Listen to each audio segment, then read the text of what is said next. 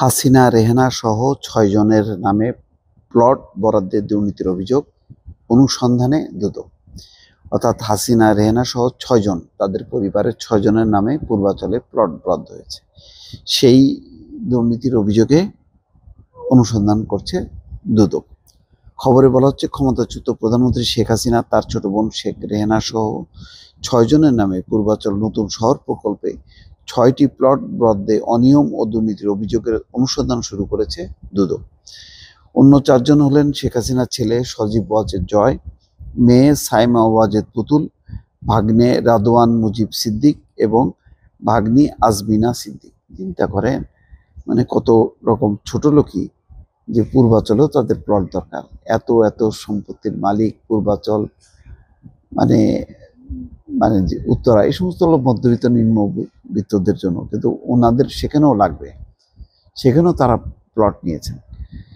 দুদকের মহাপরিচালক আক্তার হোসেন বৃহস্পতিবার রাজধানীর সেগুনবাগিচায় সাংবাদিকদের এই কথা বলেন। তিনি বলেন, শেখ হাসিনার বিরুদ্ধে রাজনৈতিক বিবেচনায় ক্ষমতার অপব্যবহার, বিভিন্ন অনিয়ম ও দুর্নীতির মাধ্যমে রাজুকের ঊর্ধ্বতন কর্মকর্তাদের যোগসাজশে নিজের ও পরিবারের সদস্যদের নামে প্লট বরাদ্দ নেওয়ার অভিযোগ রয়েছে।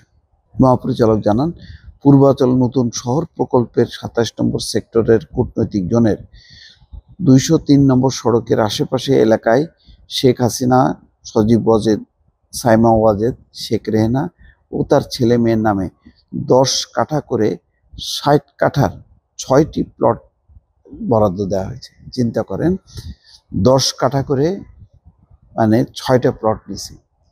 এগুলি লাগে গণভবন, তাদের শেখ রেহানার নামে ভবন, তারপরেও তাদের মানে আকাঙ্ক্ষা শেষ নেই। তারপরে তাদের সুধাসদন আছে, কত বাড়ি লাগে, কত টাকা লাগে। দেশে বিদেশে তো এখন সয়লাভ হয়ে যাচ্ছে টাকার যে সমস্ত গল্প আসছে। তারপরে সেই পূর্বাচল, যেখানে মধ্যবিত্ত, নিম্নবিত্ত বা সরকারি কর্মচারী কর্মকর্তাদের জন্য জায়গা, সেখানেও যে হাত বাড়াইছে তাদের, সেখানেও তাদের প্লট লাগবে।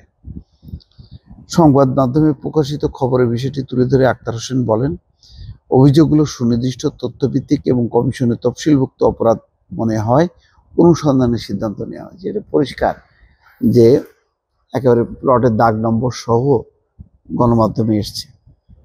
এর ফলে শেখ হাসিনা প্রধানমন্ত্রী থেকে নিজের ক্ষমতার অপব্যবহার করে এইভাবে প্লট নেওয়াটা, এটা নিঃসন্দেহে দুর্নীতি এবং ক্ষমতার অপব্যবহার, এবং এই সংক্রান্ত মামলা হবে। দর্শক ভালো থাকবেন, আল্লাহ হাফেজ।